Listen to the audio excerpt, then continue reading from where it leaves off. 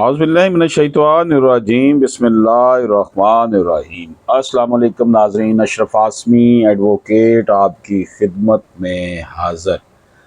ناظرین اکرام، supreme court of Pakistan کا لیٹسٹ فیصلہ ہے یہ مسمات Samrana Nawaz E T C versus M C B bank limited E T C C P 2646L/2018 CA 17L/2019 and CA 364L/2020۔ ناظرین اکرام، 4 جسٹس صاحبان نے یہ کیس سنا۔ یہ لارجر بینچ بنا سپریم کورٹ آف پاکستان میں۔ اس میں جسٹس سید منصور علی شاہ صاحب شامل ہیں، جسٹس جمال خان مندوخیل صاحب شامل ہیں، جسٹس محمد علی مظہر صاحب شامل ہیں اور جسٹس اطہر من اللہ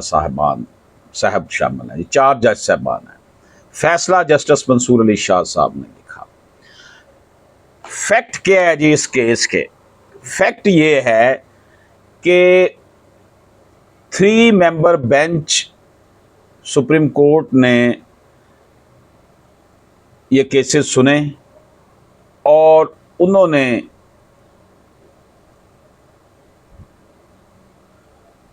ایک اور 3 رکنی جو بینچ تھا، جس میں Habib and company versus M C B P L D 2020 SC 227 میں رپورٹ ہوا تھا، اس میں second proviso rule 90 order 21 CPC 1908 کے حوالے سے جو تشریح و توضیح کی تھی، اس کے حوالے سے انہوں نے اختلاف کیا۔ یعنی کہ سپریم کورٹ کے بینچ نے ایک پرانے سپریم کورٹ کے فیصلے PLD 2020 SC 227 میں جو تشریح و توضیح کی گئی تھی رول 90 آرڈر 21 CPC 1908 کی، اس سے اتفاق نہیں کیا، ڈس ایگری کیا، جس کے لیے انٹرپریٹیشن کا جو معاملہ تھا اس پروویزو کا، اس کے لیے پھر لارجر بینچ بنایا گیا۔ لارجر بینچ میں یہ 4 جج صاحبان شامل ہیں جن کا میں نے نام لیا۔ Therefore has been posted before larger bench for an authoritative pronouncement of the law, meaning and scope of the second proviso to Rule 90 of the Order 21 CPC۔ Larger bench بنایا گیا تاکہ کوئی اتھارٹیو بہتر، پہلے 3 کا فیصلہ ہے، 3 نے پھر ڈس ریگارڈ کر دیا، تو اب 3 لوگوں سے، 3 جج صاحبان سے زیادہ تعداد کے لوگ فیصلہ کریں گے تو پھر ہی اس حوالے سے بات بنے گی۔ تو یہ میٹر تھا جناب جس کی بات کی جا رہی ہے اس ویڈیو میں۔ فیکٹ یہ تھے۔ تو اب ایشو کیا ہے جناب جو ہم ڈسکس کریں گے آج کی اس ویڈیو میں؟ ایشو یہ ہے کہ what are the basic principle of legal interpretation that guide the analysis, focusing specifically on the process of ascertaining legislative intent, the balance between the ordinary linguistic and grammatical meaning of words and ambiguity within statutes۔ Issue یہ ہے جو اس video میں discuss کیا جا رہا ہے کہ وہ کون سے بنیادی اصول ہیں کسی بھی قانونی معاملے کی تشریح و توضیح کرنے کے لیے، جو کہ خاص طور پر اس میں دیکھے کہ یہ قانون جو بنایا گیا تھا اس میں لیجسلیٹو کی، قانون ساز کی نیت کیا تھی، اور جو لینگویج استعمال ہوئی اور گرامر کے میننگ جو ہوں گے اس میں توازن برقرار رکھا جائے، اور اگر کوئی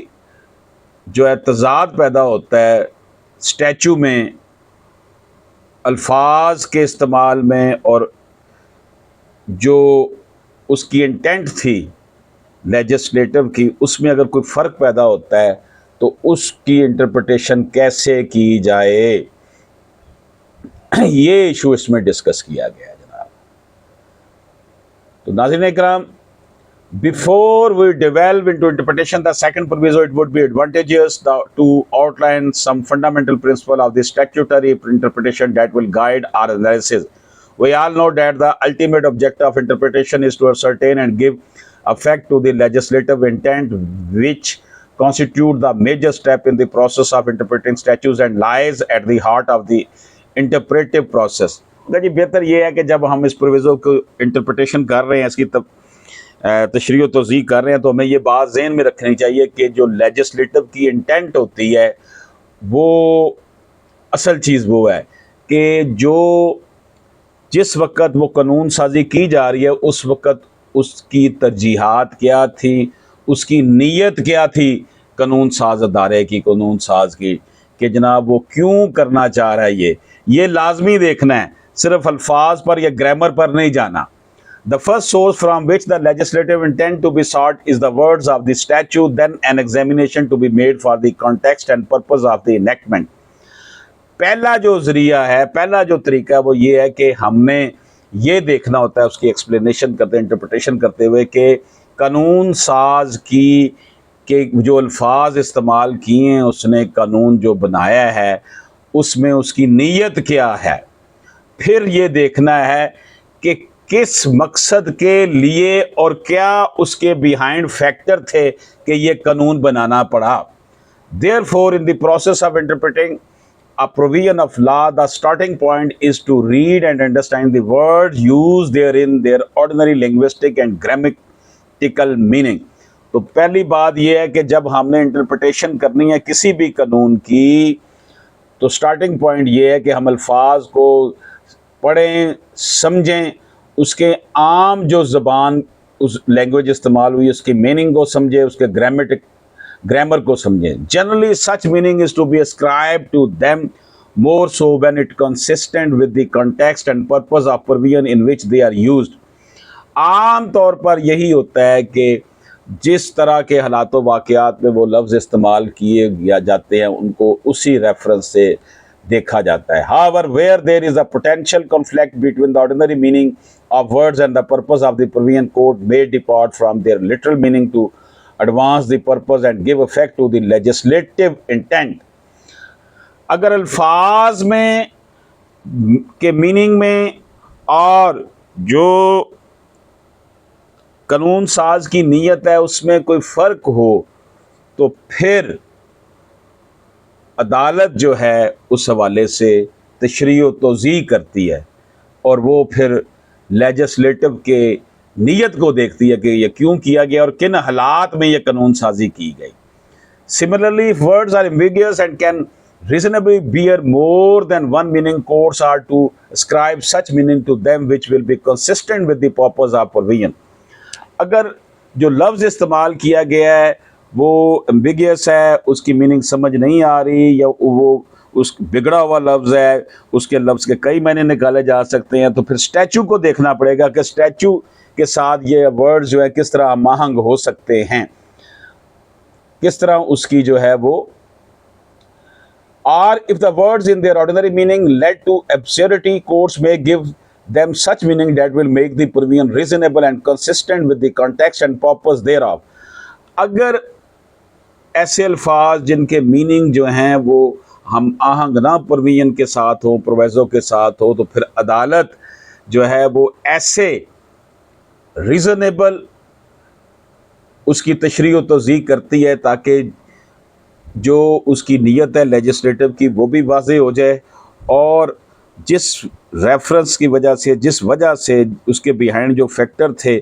انیکٹمنٹ کے، قانون بنانے کے، قانون سازی کرنے کے، وہ بھی اس کے ساتھ اہم میننگ اس کے بنائے جائیں. The interpretive process thus combine both literal and purposive approaches to ensure that the legislative intent is ascertained and given effect. تو جو انٹرپریٹیشن کرنی ہے قانون کی، اس کا مقصد ایک ہی ہے کہ جو اس کے لفظی مطلب ہیں اور جو الفاظ، جن الفاظ کے لیے وہ لفظ استعمال ہوا ہے قانون بنانے کے لیے، جو اس کی انٹینشن تھی لیجسلیٹو کی، اس کو دیکھ کر اس کے معنی کو جو ہے وہ اس کا پراثر بنایا جائے. تو ناظرین اکرام، میں نے آپ کی خدمت میں یہ پیش کیا کہ اگر کوئی ایسے الفاظ جو کنفلکٹ پیدا کرتے ہیں، الفاظ کچھ اور ہیں، اسٹیچو کچھ اور ہے، تو پھر اس میں یہ دیکھنا ہوتا ہے کہ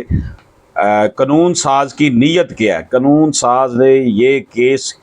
یہ قانون کیوں بنایا ہے اور کن حالات و واقعات میں بنایا ہے، اس کے بیہائنڈ فیکٹر کیا تھے، اور کیسے یہ اس نے جو لفظ استعمال کیے ہیں ان کے لٹرل میننگ کیا ہیں، گرامیٹیکل میننگ کیا ہے، اور قانون ساز کیا چاہتا تھا، تو عدالت پھر وہ ان کو وہ معنی دے گی جو اسٹیچو سے آماہنگ ہوں، اور اس کی جو انٹینشن ہے جو قانون ساز ہے اس کی نیت جو ہے وہ بھی واضح ہو سکے اور قانون پر عمل درآمد کروایا جا سکے۔ اشرف عاصمی ایڈوکیٹ کو اجازت دیجیے۔ اللہ حافظ۔